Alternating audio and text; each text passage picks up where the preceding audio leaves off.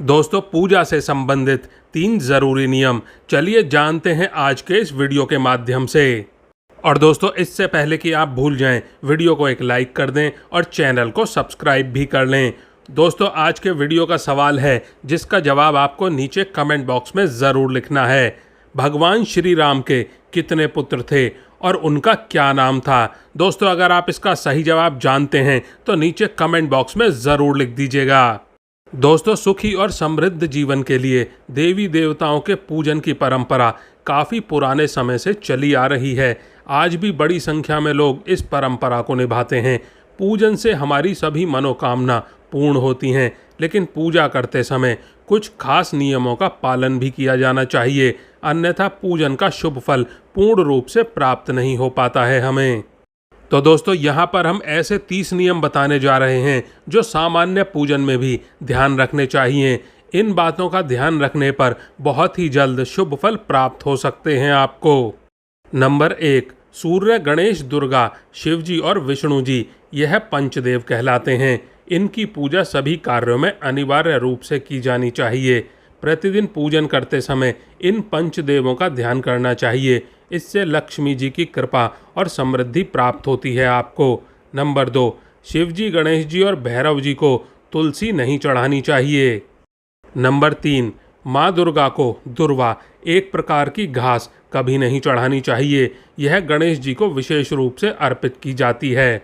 Number 4, सूर्य देव को शंख के जल से अर्घ नहीं देना चाहिए। नंबर 5, तुलसी का पत्ता बिना स्नान किए बिल्कुल नहीं तोड़ना चाहिए। शास्त्रों के अनुसार यदि कोई व्यक्ति बिना स्नान किए तुलसी का पत्ता तोड़ता है तो पूजन में ऐसे पत्ते भगवान द्वारा स्वीकार नहीं किए जाते हैं। नंबर 6, शास्त्रों के अनुसार देवी देवताओं का पूजन दिन में 5 बार करना चाहिए। सुबह 5 से 6 बजे तक ब्रह्म मुहूर्त में पूजन और आरती होनी चाहिए। इसके बाद में प्रातः 9 से 10 बजे तक दूसरी बार का पूजन होना चाहिए। दोपहर में तीसरी बार का पूजन करना चाहिए। इस पूजन के बाद में भगवान को शयन करवाना चाहिए। शाम के समय 4 से 5 बजे के बीच में पुनः पूजन और आरती करनी चाहिए और रात को 8 से 9 बजे के समय शयन आरती करनी चाहिए। और दोस्तों, जिन घरों में नियमित रूप से 5 बार पूजन किया जाता है वहाँ सभी देवी देवताओं का वास होता है और ऐसे घरों में धन धान्य की कोई कमी नहीं होती। नंबर 7, प्लास्टिक की बोतल में या फिर किसी अपवित्र धातु के बर्तन में गंगाजल नहीं रखना चाहिए। अपवित्र धातु जैसे कि एल्युमिनियम और लोहे के बर्तन होते हैं। गंगाजल तांबे के बर्तन में रखना बहुत ही शुभ माना जाता है।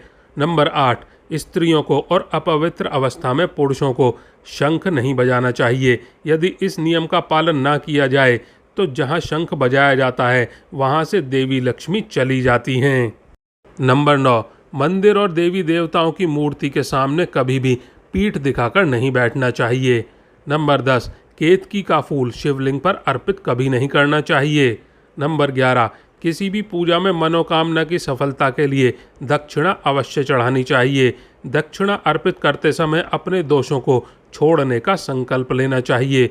दोषों को जल्दी से जल्दी छोड़ने पर मनोकामना अवश्य ही पूर्ण होती है। नंबर 12, दुर्वा, एक प्रकार की घास, रविवार को नहीं तोड़नी चाहिए। 13, माता लक्ष्मी को विशेष रूप से कमल का फूल अर्पित किया जाता है। इस फूल को 5 दिनों तक जल छिड़क कर पुनः चढ़ाया जा सकता है, यह बासा नहीं होता। नंबर 14, शास्त्रों के अनुसार शिव जी को प्रिय बिलपत्र 6 माह तक बासी नहीं माने जाते, अतः इन्हें जल छिड़क कर शिवलिंग पर अर्पित किया जा सकता है। नंबर 15, तुलसी के पत्तों को 11 दिनों तक बासी नहीं माना जाता। इसकी पत्तियों पर हर रोज़ जल छिड़क कर भगवान को अर्पित किया जा सकता है। नंबर 16, आमतौर पर फूलों को हाथों में रखकर हाथों से भगवान को अर्पित किया जाता है। ऐसा नहीं करना चाहिए।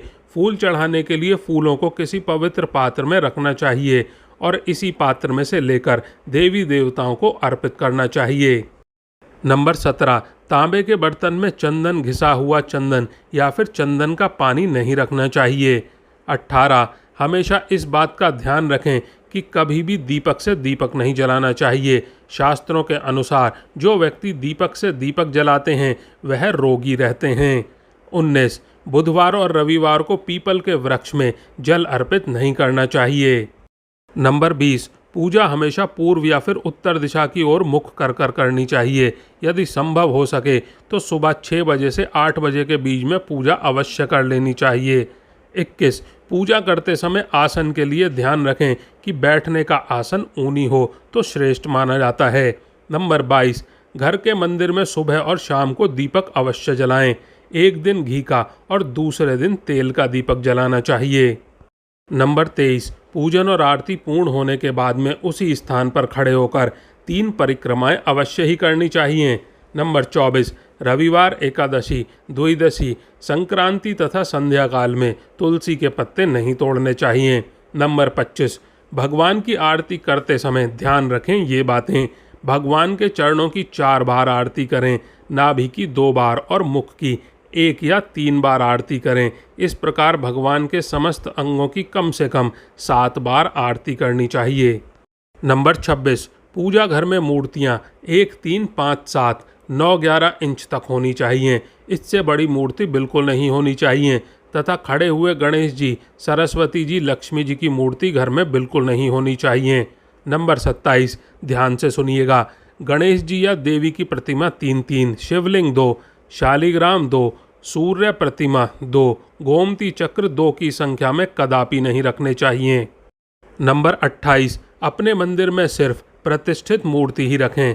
उपहार, कांच, लकड़ी और फाइबर की मूर्तियां ना रखें और खंडित, जली कटी फोटो और टूटा हुआ कांच तुरंत हटा दें। शास्त्रों के अनुसार खंडित मूर्तियों की पूजा वर्जित मानी गई है। जो भी मूर्ति खंडित हो जाती है उसे पूजा के स्थान से तुरंत हटा दें और किसी पवित्र बहती हुई नदी में प्रवाहित कर दें। खंडित मूर्तियों की पूजा अशुभ मानी जाती है। इस संबंध में यह बात ध्यान रखने योग्य है कि सिर्फ शिवलिंग कभी भी किसी भी अवस्था में खंडित नहीं माना जाता है। नंबर 29, मंदिर के ऊपर भगवान के वस्त्र, पुस्तक और आभूषण आदि कभी न रखें। मंदिर में पर्दा अति आवश्यक होता है। अपने पूज्य माता पिता तथा पितरों का फोटो मंदिर में कदापि न रखें। उन्हें घर के नेतृत्व कोण में स्थापित करें। और दोस्तों, विष्णु जी की 4, गणेश जी की 3, सूर्य के साथ में दुर्गा जी की 1 और शिव जी की आधी परिक्रमा ही कर सकते हैं। नंबर 30, द्वार देहरी पूजा। घर की वस्तुओं की वास्तु के अनुसार रखकर प्रतिदिन घर को साफ और स्वच्छ कर प्रतिदिन देहरी पूजा करें। घर के बाहर देहरी मतलब कि दरवाजे के आसपास स्वास्तिक बनाएं और कुमकुम हल्दी डालकर उसकी दीपक से आरती उतारें। इसी के साथ ही प्रतिदिन सुबह और शाम को कपूर भी जलाएं और घर के वातावरण को सुगंधित बनाएं। जो नित्य देहरी की पूजा करते हैं, मतलब कि देहरी जो दरवाजे के आसपास का हिस्सा होता है उसकी पूजा करते हैं, उनके घर में कभी भी धन धान्य की कमी नहीं होती और प्रतिदिन दीपक भी जलाएं वहाँ पर। तो दोस्तों, आज के लिए बस इतना ही। अगर आपने वीडियो को अभी तक लाइक नहीं किया है तो वीडियो को एक लाइक कर दें, चैनल को सब्सक्राइब भी कर लें। आप और आपका परिवार और आपके माता पिता सभी स्वस्थ रहें, ऐसी कामना और प्रार्थना है हमारी। धन्यवाद दोस्तों।